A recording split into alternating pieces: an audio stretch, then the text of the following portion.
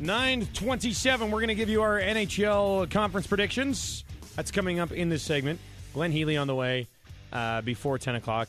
Eric Macarmella, our Team 1260 sports legal analyst. I always feel horrible because I told Eric we'd have him on today around 9:10. Then we got the visit from Darius Bowman, so we had to bump him. He's starting to become the Matt Damon to our Jimmy Kimmel show. Can I ask you something? Yeah. Why do you sit here and say, I feel terrible? Because you look at me before we get on there and we go, we're bumping Macarmella again. It's because I wore my shirt today that says, we're going to bump Macarmella. I knew this was coming first thing this morning. No, we didn't. But we love having him on the show, and he joins us now. Keeps us out of trouble should we ever get in it. Eric, how are you, man? Please, I would rather be Matt Damon than Ben Affleck any day. That's a good point. I don't think there's a single person on the planet that would argue you on that one. Including Jennifer Gardner. And I would also say this, based upon what I believe, I think that Ben Affleck was simply in charge of numbering pages when they wrote Good Will Hunting. He probably screwed that up too, though, so that's a problem there.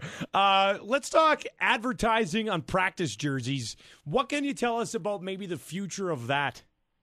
Yeah, the NHL has, for a while now, a number of years, allowed teams to place ads on practice jerseys. So that's nothing new.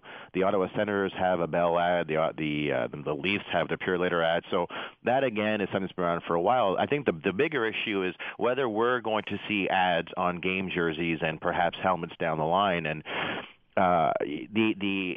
the NHL, along with the three other sports, are leaving about $370 million on the table by not placing ads on jerseys. And I actually suspect, and this was according to a recent study, I suspect that number is actually a lot higher than that because they estimate that the NHL is leaving $8 million on the table. So that, to me, seems quite low because the Canadians, Bruins, the Canucks, and Leafs, I think, could generate a lot more revenue there.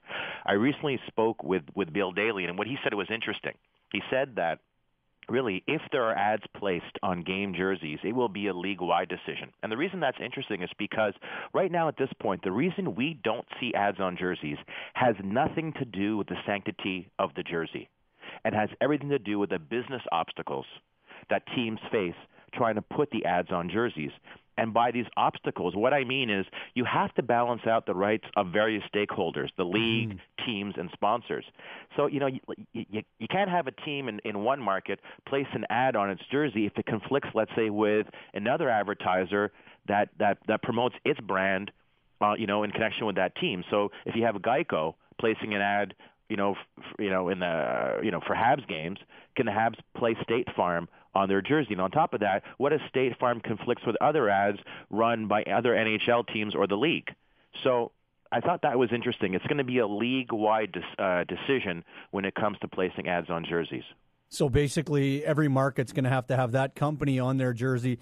But how hard is it and difficult to find companies that for example, maybe a certain type of automobile dealer or manufacturer that's going to be on those jerseys in North America and Canada? Is that going to be somewhat difficult? It is difficult because we haven't seen it yet. And again, if you speak to executives across the four major sports, they will tell you unequivocally, man, I want to make some money off these jerseys. And you've seen in the WNBA. And my God, in NASCAR, they're walking around like billboards. So the issue, I think, is the way you try and address it is by adopting a global brand.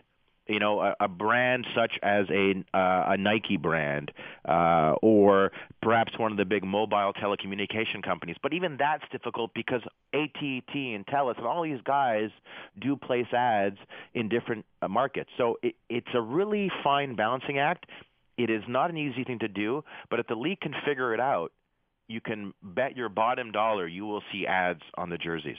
Eric Macarmella with us, Team 1260 sports legal analyst. We're going to get to your NHL picks, but first of all, tell us what's the latest on Cedric Benson. What is he up to? Cedric Benson's up to a lot. As you know, he spent, I think it was 5 or 10 days in prison, got out early for mopping the floors. This was after being arrested on criminal charges.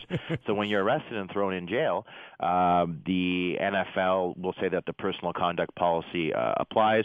The problem is what Cedric Benson did happen during the lockout, so there's this legal gray area. Does the personal conduct policy apply to conduct that happened during the lockout because the players are locked out. The players' argument is, no, it doesn't apply because you are depriving me of my employment benefits, so I have to discharge my employment obligations. That's just not fair.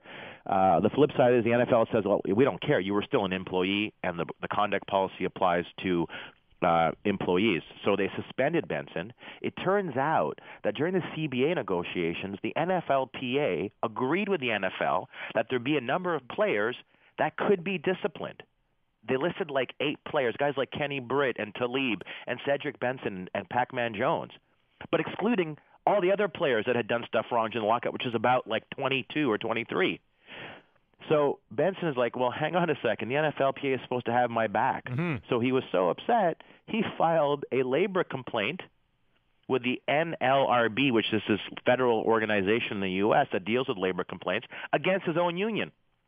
And then on top of that, he appealed his suspension to the NFL, saying, well, look, I wasn't an employee, and I was a free agent at the time anyway, so I really wasn't bound to a team, so how can you suspend me? So he's going after his own union. And on top of that, he's going after the NFL. And when it comes to the union, guys, I got to tell you, from a preliminary standpoint, I'm not loving what I'm seeing. I'm not loving what I'm seeing because they single out, 8 players, including Cedric Benson. They single out Terrell Pryor, and they agreed to his suspension before Terrell Pryor was suspended. And Pryor got suspended for stuff he did when he was not an employee of the NFL. That's a problem. Players didn't like that. So what we're seeing now, guys, are cracks in solidarity when it comes to the NFLPA. They had better make adjustments quickly because I don't like how this is looking. We have to get your thoughts on the National Hockey League season. Who do you like in the East? Who do you like in the West? And who's going to take it all? Well, I'm a Habs fan, so I love the Habs. But who do I think in the East? I like the Penguins. If they're healthy, they're such a well-balanced team. A good group of forwards, D, and goalies. In the West, I like the Sharks. They made some, I think, decent adjustments. I like the addition of Brent Burns. If he can stay away from that whole concussion issue, which has been pretty serious for him during his career. But I like the balance of those two teams, over the entire season. So I'm saying the Sharks and the Pens. And who wins it? I say the Pens win it, and this assumes that Crosby comes back, Malkin stays healthy. I just like the Penguins, and they just again a really well balanced team. But both teams are great. Great stuff, man. We'll check in next week. Thanks, Eric. Okay, guys. That is Eric Macramella, Team 1260 Sports legal analyst, giving us his picks. He's got San Jose and Pittsburgh in the final with the Penguins.